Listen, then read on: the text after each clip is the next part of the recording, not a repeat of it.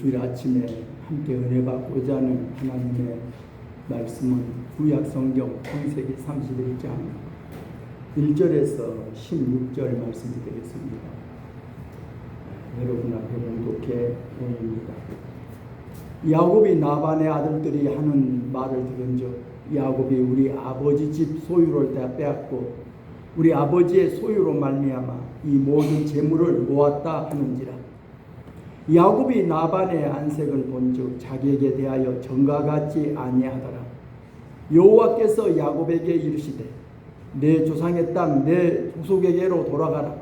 내가 너와 함께 있으리라 하신지라.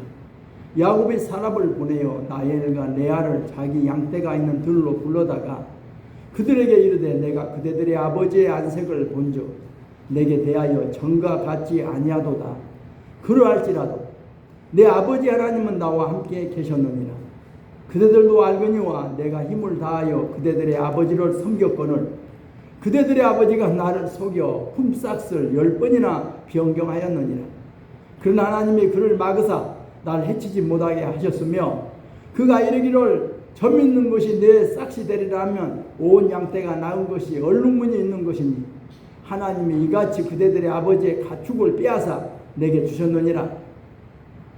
그 양떼가 새끼 뵐 때 내가 꿈에 눈을 들어보니 양떼를 탄 순양은 다 얼룩무늬 있는 것과 점 있는 것과 아롱진 것이었더라. 꿈에 하나님의 사자가 내게 말씀하시기를 야곱아 하기로 내가 대답하기를 여기 있나이다 하며 이르시되 내 눈을 들어 보라. 양떼를 탄 순양은 다 얼룩무늬 있는 것, 점 있는 것과 아롱진 것이니라. 나반이 네게 행한 모든 것을 내가 보았노라. 나는 베델의 하나님이라. 네가 거기서 기둥에 기름을 붓고 거기서 내게 서문하였으니 지금 일어나 이곳을 떠나서 내 출생지로 돌아가라 하셨느니라. 아멘. 오늘 주일 아침에는 나와 함께 하시는 하나님이라는 이런 제목으로 함께 은혜를 나누고자 합니다. 오늘 본문 말씀은 아브라함, 이삭, 야곱 족장 시대 때 야곱이라고 하는 사람의 이야기를 중심으로 한번 우리가 생각해 봅니다. 참 야곱이 태어날 때 쌍둥이로 태어나죠. 태어날 때도 형 발을 잡고 나왔다 그러잖아요.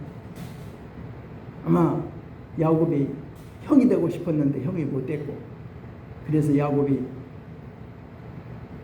동생이 된 것이 맛이 어떤지 그 형이 배고픈 틈을 타서 떡과 팥죽을 주면서 장자의 명분을 빼앗기도 하죠. 아주 야곱은 욕심도 많고 아주 장깨도 많은 사람인 것 같아요. 그리고 이제 아버지가 돌아가실 때가 가까우니까 아버지가 세상을 떠나기 전에 자기 아들에게 하나님의 이름으로 마음껏 축복해 주려고 축복기도해 주려고 나를 위해서 별미를 만들어 오라 하는 그런 부탁을 큰아들한테 하는 거죠. 그러니까 야곱은 둘째 아들이라 그 아버지의 축복을 받을 수가 없잖아요. 근데 그 아내 리브가가 그 소리를 엿듣고 둘째 아들 야곱을 불러서 야곱아 네 아버지가 오늘 네 형한테 축복해 준다고 하는데 네가 받아야 되겠다. 그러니 너 양물에 가서 염소새끼 좀 염소새끼 2마리 잡아와라. 내가 아버지 좋아하는 별미 만들어 줄게. 가서 너 아버지한테 축복기도 받아라. 이게 그 야곱이 아니요. 형은 풀 사람이고 나는 매끈매끈한 사람이라 아마 아버지가 만져보고 나서 내가 동생인 줄 알면 축복은커녕 저주할 것인데요. 저주는 내게 돌리고 내가 시키대로만 해라. 그래서 어머니가 야곱에게 그 일을 시키고 야곱은 지금 가서 양우리에서 염소새끼 2마리 잡아오고 형은 에서는 산으로 사냥하러 가고 그 중간 틈 사이에 끼어서 야곱이 축복 기도를 받잖아요. 우리가 축복 기도 받는다는 것이 가벼운 것 같아도 아주 중요한 것 같아요. 축복기도. 우리가 송구영신 때 축복기도 해주잖아요. 특별한 경우 우리가 아이들이 어떤 학교를 입학할 때나 졸업할 때나 취직할 때나 중요한 일이 있을 때마다 축복기도 해주잖아요. 우리가 축복기도가 참 중요한 것 같아요. 그러니까 이스라엘 사람들은 아버지의 축복기도가 너무나 큰 것입니다. 그런데 큰 형 에서는 그저 그렇게 크게 여기지 않은 것 같아요. 예. 장자권도 그냥 배고프다고 팥죽 한 그릇에 떡덩이 주고 받아먹고 팔아먹었잖아요. 또 아버지 축복기도 받으려고는 물론 했지만 그러나 야곱이 또 가르치잖아요. 근데 그러면서 가만히 살펴보면 뭡니까? 부모가 서로 아버지는 큰아들 사랑하고 어머니는 작은아들 사랑하고 편파적인 사랑 때문에 어려서부터 이런 문제가 생기지 않는가 싶어요. 어떻게 보면 가정은요, 아버지나 어머니가 둘이 골고루 다 사랑해야 되는데 왠지 모르게 정이 더 끌리는 아들이 있는 것 같아요. 정이 끌리는 자식이 있는 것 같아. 그래서 아버지는 애서를, 어머니는 동생을 이렇게 사랑이 나눠지잖아요. 그래서 어떻든 간에 어머니가 시키는 대로 야곱은 아버지로부터 축복 기도를 받아냅니다. 그 이후에 형이 사냥해가지고 와서 부지런히 아버지 좋아하는 별미를 만들려고 야단에서 별미 만들어가지고 들어갔더니 아버지가 깜짝 놀라죠. 너 누구냐? 나 큰아들 에서입니다. 아니 방금 전에 나한테 와서 나 맛있게 먹고 내가 축복 기도 해줬는데. 그랬더니 형 에서가 그 야곱입니다. 야곱이 전에는 나를 속여서 내 장자권도 뺏어가더니만 이제는 아버지의 축복까지 뺏어갑니다. 지금 에서가 너무 분이 나서 아버지가 돌아가실 때가 가까이 오니까 아버지 돌아가시면 너 죽여버려. 죽인다고. 동생을 죽이려고 하는 그 마음이 생겨요. 그것을 알게 된 어머니가 급히 둘째 아들 야곱을 애갓집으로 피신시키죠. 야곱아, 네 형이 너를 죽이려고 한다. 너 빨리 애갓집으로 도망가라. 몇 날만 숨어 있어라. 그러면 네 형의 노가 풀리면 내가 사람을 보내서 너를 집으로 오라 할 테니까 연락 올 때까지 애갓집에서 꼭 숨어 있어라. 그리고 애갓집으로 보내게 되지. 이 야곱이 애갓집으로 가려고 하는 중에 들에서 밤이 되어서 돌을 베개하고 잠자다가 하나님을 만나게 되잖아요. 하나님으로부터 약속도 받게 되죠. 그래서 야곱이 하나님 앞에 소원 기도합니다. 하나님, 내가 가는 길에 하나님이 나와 함께 하시고 내게 먹을 것, 입을 것 모든 걸 다 주시면 하나님은 나의 하나님이 될 것이고 내가 돌을 벤지 하나님의 성전의 기둥이 될 것이고 하나님이 내게 주신 모든 것 중에 10분의 1을 내가 하나님께 반드시 바치겠습니다. 이런 서원 기도를 하는 것을 보게 됩니다. 야곱이 아버지의 집을 떠나 애갓집에 가서 그저 산 것이 20년 동안을 머슴살이 하잖아요. 20년. 뭐 옛날에는 우리 시골도 보면 부잣집에서는 집에 뭐 큰 머슴, 상머슴, 뭐 작은 머슴 그러잖아요. 우리 윤무식 집사님도 옛날 말 들어보니까 집에서 아주 머슴 부리고 부모님 때는 그냥 머슴도 부리고 살았단 말 들어봤어요. 응? 머슴도 부리고. 그게 옛날 시골에 좀 부자들은 그랬잖아요. 머슴도 두고 살았단 말이에요. 우리 처갓집도 보면 뭐 큰 머슴, 작은 머슴도 둘이나 부리며 살았다 그래요. 옛날 보면 시골은 그러잖아요. 좀 돈 많은 집, 또 농사도 잘 짓고 돈 많은 집들은 이렇게 살았어요. 응? 근데 한마디로 이야기하면 자기 애갓집에 가서 삼촌 밑에서 머슴살이 한 겁니다. 아버지 삼촌 집에서 한 달 동안 있으니까 그 삼촌이 이야기하잖아요. 네가 한 달 동안 내 집에 살았는데 그냥 살 것이 아니라 뭔가 내가 품삯을 줘야 할 거 아니냐? 말해봐라.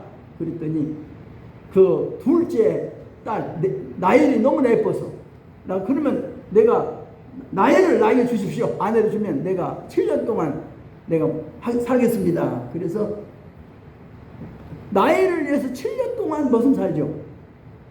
그리고 결혼식 날 어때요? 아버지가 바꿔치기 합니다.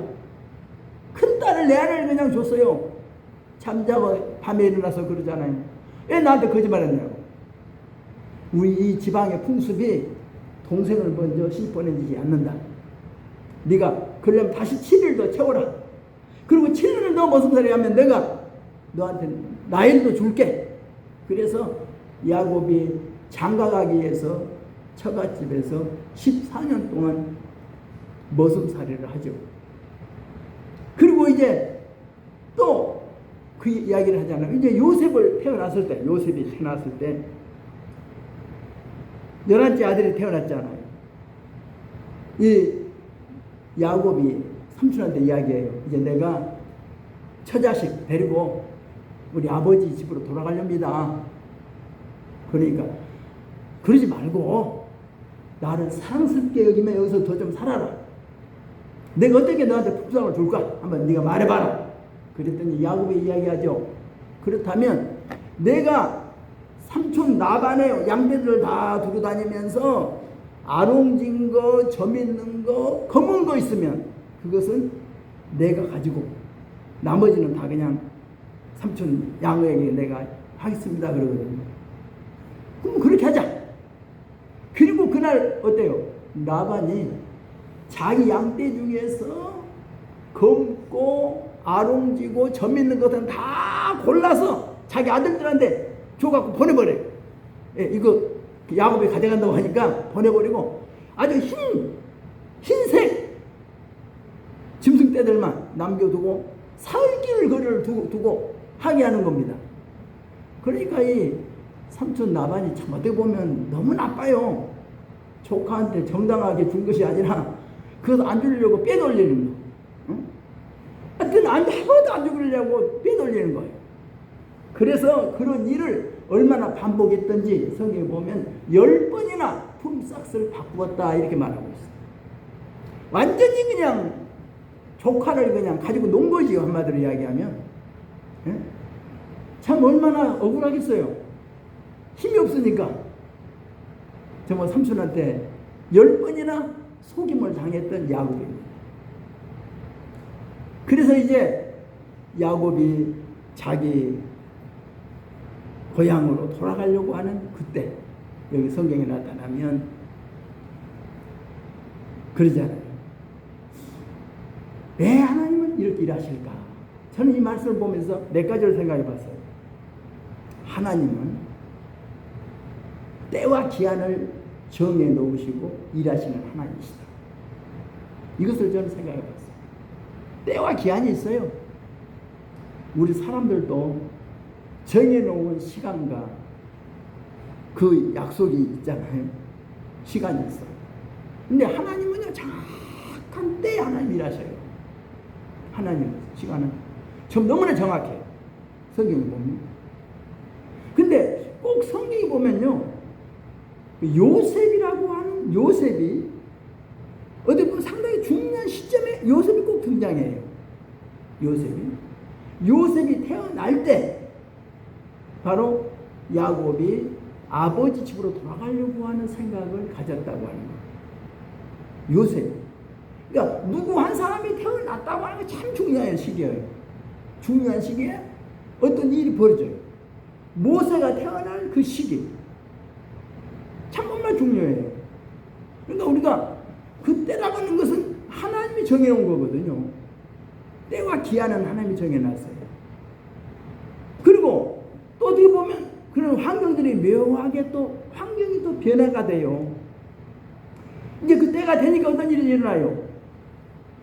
이제 나반의 아들들이 이제 야곱을 향해서 하는 이야기죠. 우리 집에 와가지고 우리 아버지 재산 다 뺏어간다고.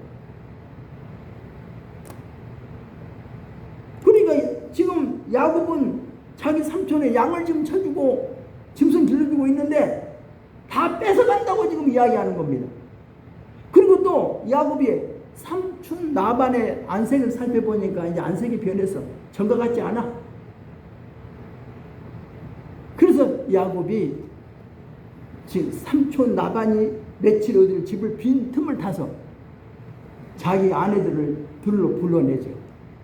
라헬과 레아를 불러서 같이 이야기하는 겁니다.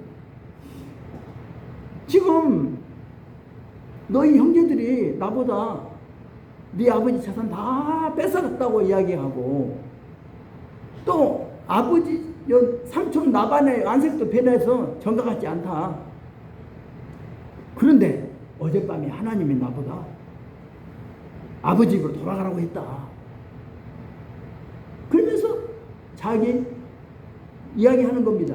그랬더니 그 네화와 나일이 한 얘기가 우리 거기 가자. 그리고 남편과 의사가 맞아가지고 돌아가려고 하잖아요. 바로 우리가 어떤 일이 생길 때 하나님은요 그런 묘한 분위기를 하나님 만들어요. 때가 된 겁니다. 때가 된 거예요. 지금까지 잘해왔는데 자꾸 자기에게 이런 참 억울한 소리도 듣게 되고 또 이렇게 하니까 그래서 삼촌이 잠깐 집을 비운 사이에 이삿짐 싸가지고 밤짐 싸서 도망치잖아요. 도망치는 거예요. 근데 하나님 뭐라고 그래요? 야곱아 내가 너와 함께 하겠다. 하나님의 약속이 있습니다. 여러분 어려운 일이 있을 때요. 여러분 잘 생각해요. 하나님은 언제 말씀하시냐?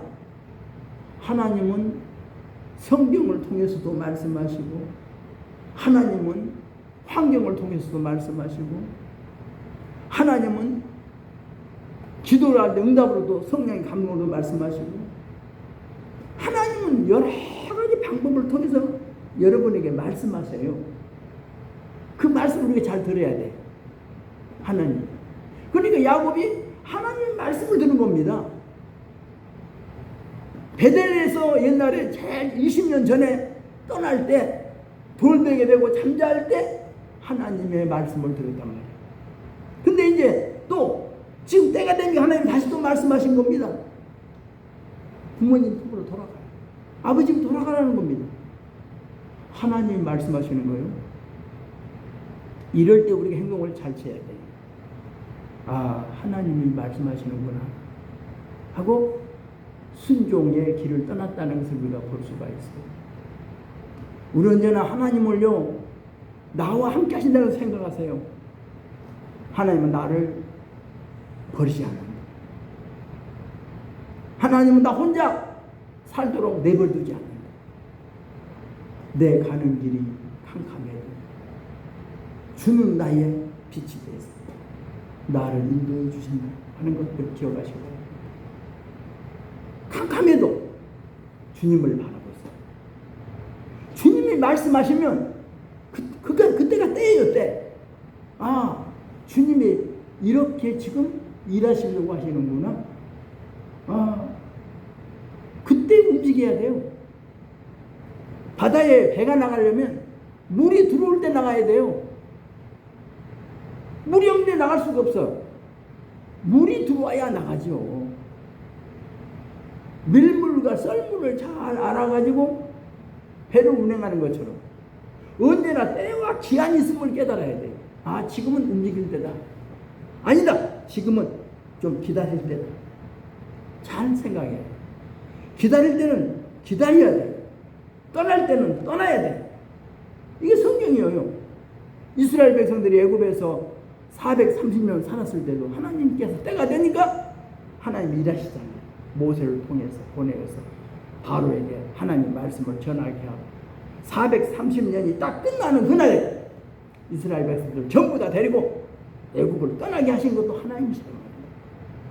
야곱이 지금 형 에서의 칼날을 피하여 애갓집으로 도망가서 지금 숨어 살고 있지만 이제 때가 되니까 하나님은 이제 고국으로 아버지 품으로 돌아가도록 또 했다는 것도 우리가 하나님이 하신 일을 우리가 기억해야 됩니다. 지금 내 앞길이 내 앞에 아무것도 안 보여. 좌우를 살펴봐도 길이 없어. 문도 없어. 답답할 때가 있죠. 그때 하나님 바라봐야 돼요. 하나님 지금 뭐라고 말씀하시는가? 하나님 나보다 더 기다리라고 하시는가? 나보다 떠날 준비하라고 하시는가? 하나님이 뭐라고 말씀하시는가에 항상 초점을 맞추고 하나님이 일하시면 나도 일한다. 하나님이 움직이면 나도 움직인다. 그런 자세를 가져야 돼. 성경을 보시라고. 이스라엘 백성들이 애국을 떠나왔을 때 언제나 하나님께서 불기둥과 구름기둥 가지고 저들의 길을 인도하시잖아요. 하나님의 불기둥과 구름기둥이 딱 머무르면 그곳에 딱 머물러요. 거기다가 천막 치고 살아야 돼. 하루도 이틀이든 한 달이든 1년이든 그것은 하나님이 정해놓은 시간까지예요. 그럼 어때요? 하나님의 불기둥이 딱 움직이면 그때 이삿짐 싸야 돼요. 더 있어도 안 돼. 그때는 이삿짐 싸서 떠나가야 돼. 이게 하나님이 인도하는 방법이에요. 그러니까 우리 신앙의 사람들은요, 무슨 일을 하든지 하나님이 뭐라고 말씀하시는가? 나보다 더 기다리라고 하시는가? 나보다 지금 떠나라고 하시는가? 이것을 항상 생각하면서 내가 지금 여기 있는 것이 하나님의, 여기서 지금 뭐라고 하면 여기서 있으라고 하지? 내가 하나님 있으라 할 때까지 내가 열심히 일해야 되겠구나. 떠나라고 하면 여지없이 그냥 떠나는 거예요. 이게 우리 신앙이 그런다잖아요. 정말로 하나님께서 가라면 가야 되고 하나님께서 머물라면 머물러야 되고 이게 하나님의 신앙의 자세예요.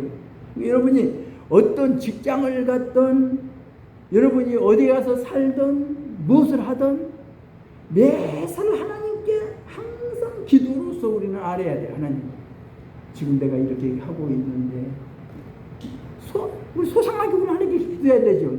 나의 모든 생활을 낱낱이 상세하게 하나님께 알면서 하나님 어떻게 할까요? 어디에서 무엇을 할까요? 그래서 하나님의 음성을 기다리는 겁니다. 하나님 응답을 기다려봐야 돼요. 그럼 하나님께서 거기에 말씀하실 겁니다. 여러분 마음 가운데 기다려라. 기도해라. 이렇게 해라. 그러면 거기에 순종만 하면 하나님은 멋있게 일하신다는 것을 생각하면서, 그래서 어때요? 야곱이 하나님이 함께 하신 것 때문에 말씀 듣고 갔더니 삼촌 라반이 쫓아왔잖아요. 너희 어찌하여 내 아들 딸 내 딸들한테 인사도 못하게 하고 다 가지고 도망가느냐? 너를 해할 만한, 너를 죽일 만한 힘이 내게 있지만 어젯밤에 하나님이 내게 나타나서 너에게 아무것도 하지 말라고 해서 내가 지금 손을 못 댄다. 그러면서 라반이 가라. 그거 보내주잖아요. 죽이려고 해도 하나님께서 간섭하는 거예요. 하나님이 딱 라반을 막으니까 라반이 조카 야곱을 해칠 수가 없어요. 또 돌아가니까 또 형 에서가 400명의 군사를 데리고 오잖아요. 왜 오겠어요? 아직도 에서의 감정이 안 풀렸어요. 20년 전에 그 동생 야곱한테 당했던 것이 너무나도 커. 그래서 죽이려고 쫓아왔잖아요, 사실은. 근데 어때요? 야곱이 야복강 나루 속에서 하나님 앞에 씨름하잖아요. 씨름하는 기도를 하잖아요. 그리고 그 기도를 통해서 또 하나님의 응답을 받아내요. 하나님이 에서의 마음을 하나님이 감동시켜. 에서가 죽이려고 했지만 그 마음이 풀어졌어요. 안 죽였어요. 그러니까 하나님이 개입하시면요, 원수라도 우리와 한복시키시는 하나님이세요. 나를 죽이려고 온 사람까지도 하나님의 마음을 움직여 놓을 수가 있어요. 나를 해치려고 오는 사람까지 마음도 하나님의 바꿔놓을 수 있어요. 그러니까 우리는 하나님께 기도할 수밖에 없죠. 하나님이 나반의 마음도 감동시키시고 형 에서의 마음도 감동시켜서 야곱이 아버지의 집으로 돌아가게 되었다는 것을 우리는 알게 됩니다. 사랑하는 성도 여러분, 하나님은 오늘도 저와 여러분과 함께 하십니다. 임마누엘 하나님 되십니다. 이 하나님이 오늘도 저와 여러분에게 무슨 말씀하시는가를 잘 들어보세요. 하나님 하신 말씀이 무엇인가? 그래서 요한계시록이 그러잖아요. 귀 있는 자는 성령이 교회에 하시는 말씀을 들을지어다. 하나님은 성령을 통해서 우리에게 말씀하세요. 그 말씀을 들어보면 거기에 길이 있어요. 거기에 방법이 있어요. 거기에 문제 해결의 열쇠가 있어요. 그래서 하나님의 음성을 듣고 가면 모든 일이 형통할 줄로 믿습니다. 기도하겠습니다. 사랑이 많으신 하나님 아버지, 우리를 사랑해 주시니 감사합니다. 우리가 이 세상 살아가는 것 참 험한 세상입니다. 하나님의 도우심이 없이는 우리가 하루도 마음 편안히 살 수 없습니다. 하나님이 늘 도와주시고 우리의 길을 인도해 주시고 우리와 함께하여 주시기 때문에 우리가 오늘도 살고 있는 줄 믿습니다. 성령의 밝은 빛을 비춰주시어서 어두운 마음들 밝게 하여 주시고 캄캄한 앞길도 주님이 밝은 빛을 비춰주시어 길을 찾아갈 수 있도록 인도해 주옵소서. 우리 앞에 놓인 답답한 문제도 하나님이 해결할 수 있는 열쇠의 길을 우리에게 들려주실 줄로 믿습니다. 도와주옵소서. 하나님만이 영광 받으시옵소서. 예수님의 이름으로 기도드리옵나이다. 아멘. 우리 함께 잠깐 기도하겠습니다.